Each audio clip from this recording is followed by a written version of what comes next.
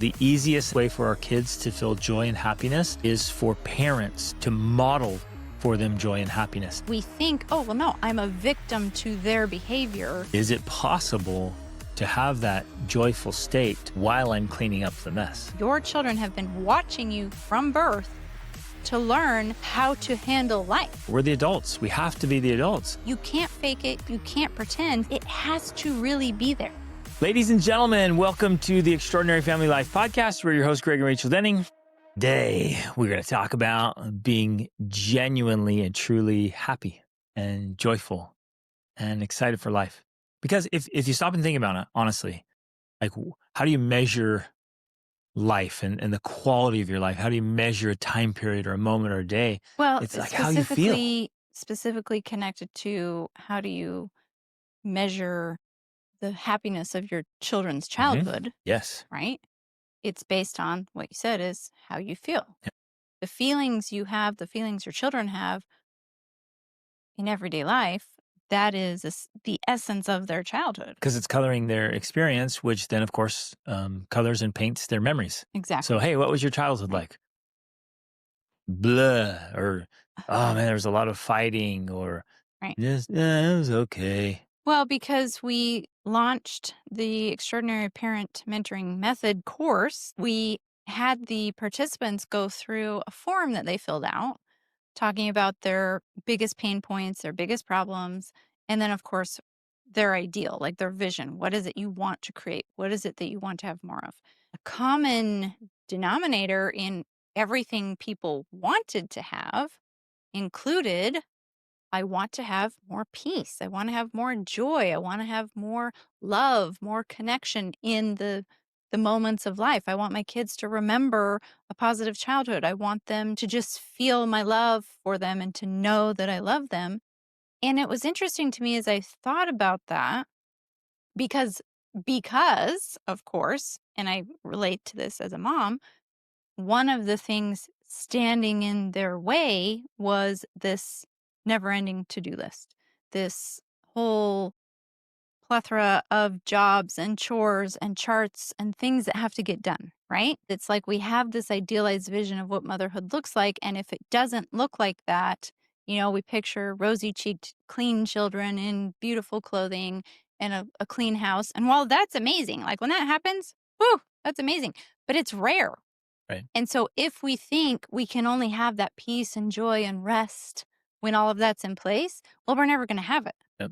Or we're very rarely going to have it. And so the key then is not to wait for those situations for it to occur, but to learn how to have that peace, joy, rest in the messes, Yes. in the chaos. When parents come to us and talk about how they want to have more joy, more peace, more love, more calm at home, rather than the chaos and anger and frustration and irritation they're having, what they don't realize, and this is the hard, uncomfortable truth, is that they are the creators of those problems. And they don't believe that, and they don't want to believe it. One, because it is painful, but two, it feels so much easier to blame it on the kids. Mm-hmm. It's like, no, they're the ones who are doing the annoying things. They're the ones who are making the messes. They're the ones that are causing this chaos and creating this anger. But the truth is, that's not true. Mm-hmm. The truth is, it's coming from us. It's starting with us.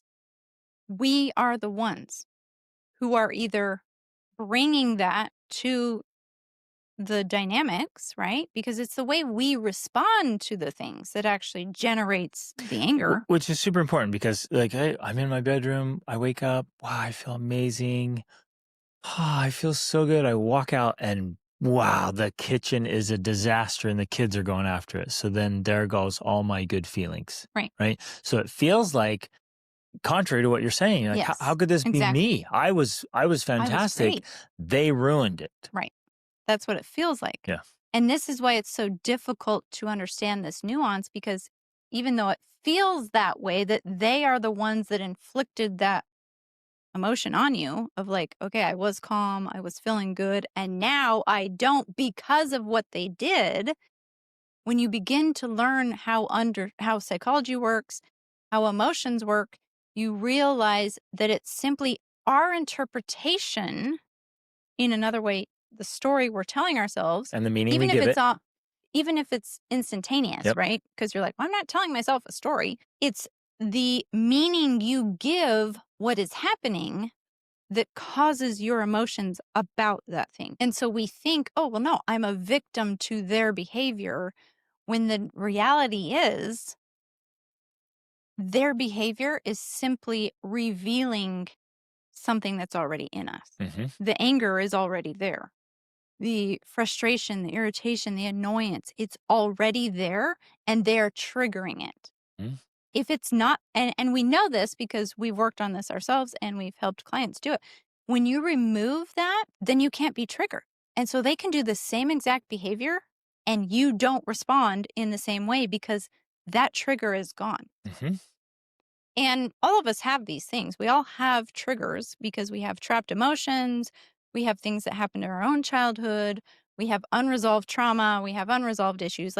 That's just the nature of being a human being. It's not like any of us have escaped from that. We haven't. We all have some of that. And so when we begin to realize that these feelings we're having because, quote unquote, what our kids are doing or the misbehavior actually has more to do with us than with them, we begin to realize that, oh, when I resolve these things, it's so easy to Mm-hmm. come with that positivity. It's so easy to bring that love to the family. It's so easy to bring that into my parenting.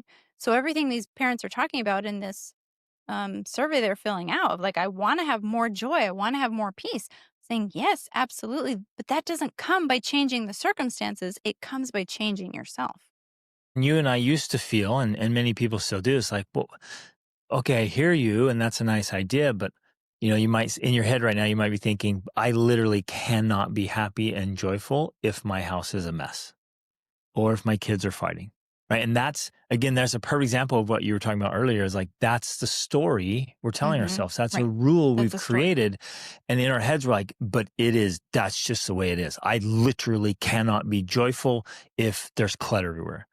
And that's not true. In fact, there is research out there that shows, especially for women, but I think it's true for men, that a cluttered environment does lead to more Absolutely. stress. So that's true. So we're not trying to say like we're discounting all of that and it's all just inside, it's all in your head. But what we are trying to say Is that it's all in your head. No, I'm not actually. I'm not trying to say that. What I am trying to say is that part of it is in your head. Because if you fully believe I cannot be happy unless my entire house is perfectly clean, then you will spend a lot of your time being unhappy. Yes. Because it's, especially when you have young children at home, it's unrealistic to have the house completely clean all the time. So you have to find the yin and yang balance of like, yeah, I prefer it when my house is clean, As do I. but I'm speaking in generalities. Right.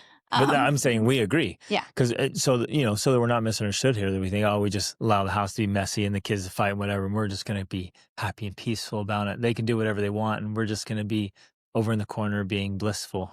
It's like, no, we want our house to be clean and organized and neat, and we want our kids to get along. But I guess sorry to interrupt you with your statement, but here's the crux of it that really hit me. Is it possible to have that joyful state while I'm cleaning up the mess? Well, and I think the point is too that it's actually easier for me, especially as a mom, to get people on board to help me clean the mess when I come from a place of peace and love and joy and happiness.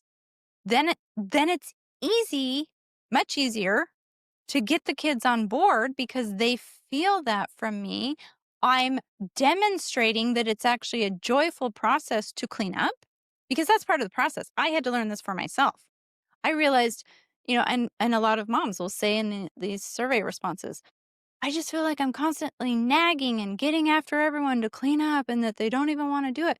I had to realize for myself, they were learning that from me. 100%. I didn't want to do it. I felt it was a drudgery. I felt it was a chore, but someone had to do it. So it had to be me.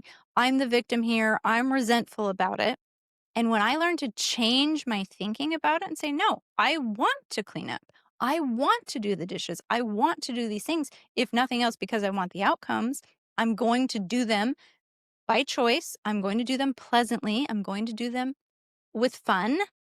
That's how I was able to lead my children into, yeah, it's not bad to clean up. It's a good thing. It doesn't have to be drudgery. It can be fun. We have to lead the way for them. That's gigantic. It's huge. Because like, everyone's thinking, I would love for my kids to willingly help out Right. and joyfully do the things that need to be done. Well, okay, great. That's fantastic. Well, how do you teach that? Modeling it. Exactly. You have to be willing to joyfully do the work that needs to be done. Exactly. Hey there, this is Greg Denning. We want to reach as many people as possible and help as many families as possible with these conversations. And we want to keep this podcast ad-free forever. You can help us do that by subscribing on Spotify or Apple Podcasts or wherever you listen, your favorite platform, and on YouTube. And leave a quick review and share your favorite episodes with friends and family. It makes a big difference. Thank you for being a part of this very important movement. I'm sure people are thinking, well, wait, like how do we do this? How do you actually heal those wounds? How do you actually get rid of those triggers? How do you move up to those positive states? And that is something that is it has to be, I think, a practice that becomes a part of your life in order to see the biggest benefits from it, at least in my experience. It starts with this awareness of saying, well, okay, yeah, my life could be overall more happy if more of my moments were happier. I want that. How do I get it? And you even a minute ago talked about like, oh, you wake up in the morning and you feel a little blah or grumpy. That's where I start. If I wake up like that, and in some ways that's normal because for whatever reason, our body uses cortisol, which is the stress hormone, to help us wake up. So we often feel groggier and blah in the morning because of cortisol. In some ways, it's hormonal. It's not necessarily our life sucks. It's just cortisol. It's biochemistry. It's the biochemistry. So I take and this is part of our morning routines and something we've taught for years. I take intentional action every day to change that, to change the biochemistry so that I feel more positive emotion before I go into my day. Yep. Ideally, if I can, before I interact with my kids or you even sometimes, but that's not always possible. So, I obviously am proactive about that, but then I'm doing specific things that are changing my biochemistry so I have more positive emotion. In some ways, it's that simple. It is that simple. It's simply changing your biochemistry. If we could put it into terms of drugs, it's like, take this drug. Oh, you're feeling the cortisol? Take this drug. But we're saying, well, no, you can do this in natural ways to change the biochemistry. So almost immediately you can get, and in fact, the actual drug there is you're going to get some dopamine, you're going to get some serotonin, you're going to get some endorphins. Yeah. And so that's as easy as getting up, drinking some water, moving your body, kind of swinging your arms. Even that little thing right there. And people don't think about all of this stuff. You have to be intentional and strategic. So we have these very clear things like drinking water every morning. And we tell our kids because dehydration contributes to more cortisol or, the negative emotions. So you can keep going. Sorry. But it's just like these simple things. And I can hear people's like, yeah, but I don't feel like doing that. I don't want to do that. Well, of course, like your body's just swimming in cortisol or whatever. And you're just like, I feel groggy. So it takes this tiny little bit of self-discipline. Just to say, well, no, I'm going to do it because I want to feel better. And you start with the easiest thing. I mean, at least to me, like drinking a glass of water is like an easy entry. And that automatically is going to help start changing your biochemistry 100%. Because you're rehydrating your body. And then while you're there, take a drink of water and then just take 5 really deep breaths. Do that 5 times already. You're changing. Better. And then if you can, step outside. Just get outside if there's some sunlight out there. And if you can go out and just do just a little bit of movement, yoga, stretching, something in sunlight, now you're getting some rays coming in. I even do something as simple as like I just move my arms back and forth like this in the bathroom. Yep. I go in and use the bathroom and I'm like, I just go like this because that little bit of movement starts to wake you up, starts to change your biochemistry. Your body's like, oh, okay, let's create some different hormones here. Then if you can do some jumping jacks or actually get a workout in, go for a run or a walk or a bike ride, wow. Before I do that though, I actually spend time meditating, and especially if I'm feeling, because there's one thing where you wake up with the cortisol and you're just kind of like, "Argh." But then sometimes I wake up feeling negative emotions. Maybe I'm feeling stressed or worried or overwhelmed or whatever. I actually take time to process that then before I go into the day. And is that for you, is that more of a feeling or thought patterns? I mean, they're so closely related. So when you They wake are up very feeling like that, are you noticing your brain worrying about things, stressing about things, or is that which one comes first? Or are they Well, just, it's difficult to say. It's like the chicken or the egg, yeah. right? And especially if I wake up, because oftentimes it could be directly connected to maybe what I was thinking about before I went to bed Hmm. or dreams I was having. Or sometimes, maybe, I don't know if this is just me thing. No, it's not. Maybe it's a woman thing. I feel like I sleep with part of my brain on. And so my brain's thinking about things while I'm sleeping. And so I wake up with, because as we talk about the body, the brain and body are a pharmacy. It's created all of these hormones Right. and emotions while I was asleep, so I can wake up with them, right? It's not like I'm waking up with a clean slate. It's carried over from the night before or during the night. Hmm. So in that case, then I'm intentional about, okay, I'm going to process this, because it, for most of us, it's very inarticulate. Like, Right. it's a feeling or an emotion that's not connected to specific thoughts. So if I can concretize those thoughts, if I can write it out and say, like, oh, well, I'm feeling anxious because I'm worried about XYZ happening today or next week, I'm bringing solidity to those emotions, which then allows me to either come up with a plan. Okay, well, I'm going to do this so that I don't have to worry about it because I can take this action to solve that problem, or, process it and release it because it's out of my control. Right. But you have to bring that awareness to it in order to. Well, basically, you're just taking it and setting it on the table. Exactly. So you can see it. You can know, oh, this is what's Hmm. going on. Like, oh, I don't need to worry about that. I can dismiss it. Or like, Yeah. okay, Or now I actually, see there's it. an action step I Here's can what I take. can do about it. Yeah. Yeah, So exactly. so it solves the problem, rather, because what happens for too many of us, and I know because it used to happen to me and still does if I don't take this action, is instead I have these just emotions and they're just running in the background, right? Kind of like on your computer. And it's just there, and it's burning up bandwidth, it's using up energy, it's using up um will, like Well, your. it disrupts the positive emotional state you could have. So Well, of it's course, just kind of, because it's anytime robbing you you're of your joy. using up the energy, it's just like a computer or your Yeah. phone. If you have too many apps open, your phone can't work as well because it's processing. All of that processing is going on in the background. So the same thing is happening to us. If we don't process those emotions and do something with them or get rid of them, they're just running in the background Yeah. and taking energy from what could be put into joy Yeah. or love or peace. And the other thing I wanted to emphasize is because, and I'm can't think of the right word, but like we have, um it's not discipline. Every single Self mastery, self control. discipline. There's another word I want to use, but I can't think of it. Like, we have this ability to self discipline, but it's a renewable resource, but we can also use it up. So it's generally stronger in the morning. There's a better word for it. Um, and then as we use it throughout the day, we kind of use it up. And so it's more difficult for us to be self disciplined and, like, control your cravings or whatever Right. later in the evening. Yeah. Willpower.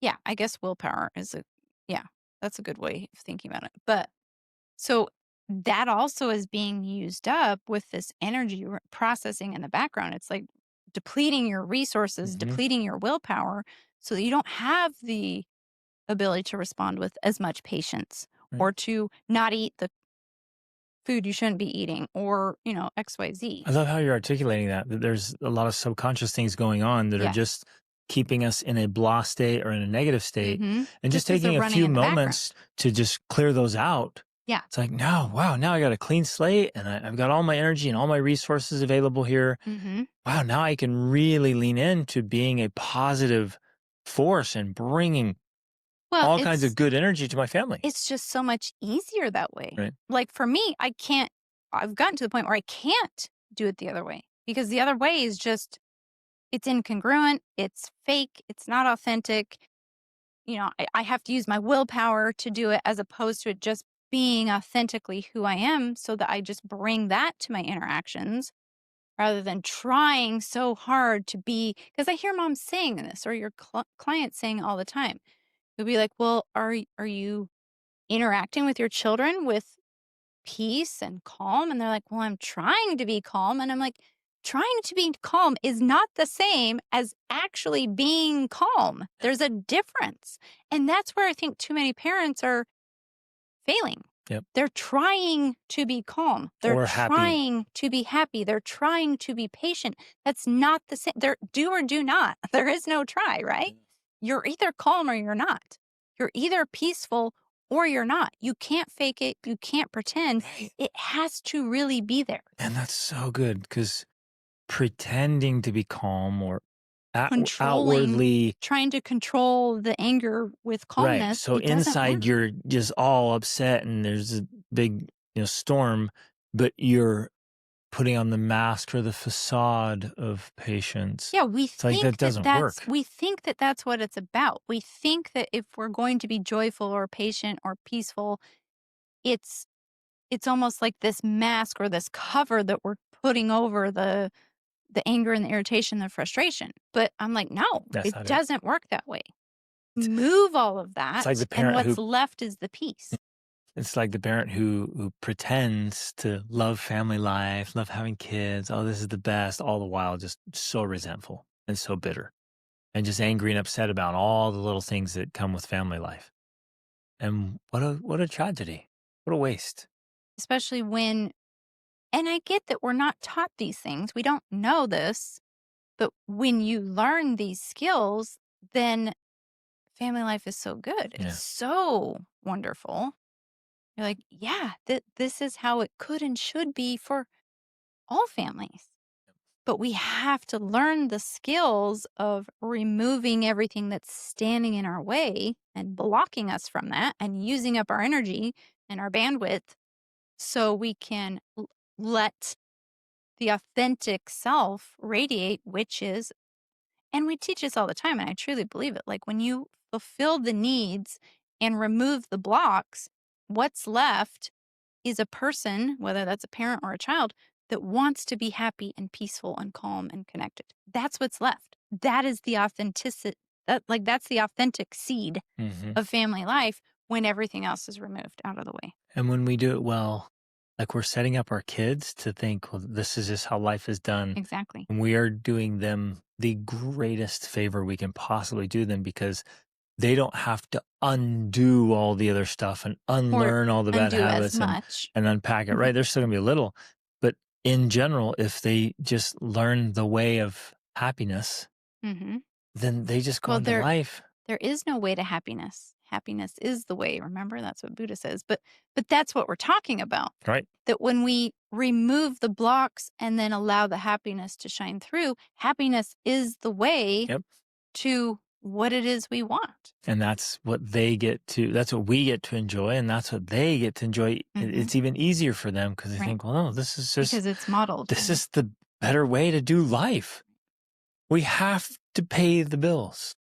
We have to Sweep eat the well floor. and sleep and try to get good sleep and do all the stuff and things just to maintain life. So might as well be joyful about them. Mhm. So our invitation today is raise that emotional baseline. Choose, Process the negative emotions. get rid of those negative emotions, any stuck emotions, do the Journaling healing. is a fantastic way to do it. Exercise, Just let them go. boxing. Just Well, but there is a mental element, and once you do it, you'll realize, okay, it was easier than I thought. And when you're on this side of it, it looks hard. When you're on the other side of it, you're like, okay, it was easy, I get it. But at some point, you literally just get to choose. I heard this metaphor recently is about, it's like a jukebox. Those old jukeboxes, you'd push a button and it would take one CD over and put it in play. And you're like, I don't like that one. And it would grab that, take it off and put it back, and it'd grab one you like. And we can do that in our minds. It's like, well, wait a minute. I don't like this one. It's not serving me. I'm gonna take it and I'm gonna throw it away. Literally, I'm Well, gonna and I grab it like and I'm that. gonna throw it out because I don't want that there.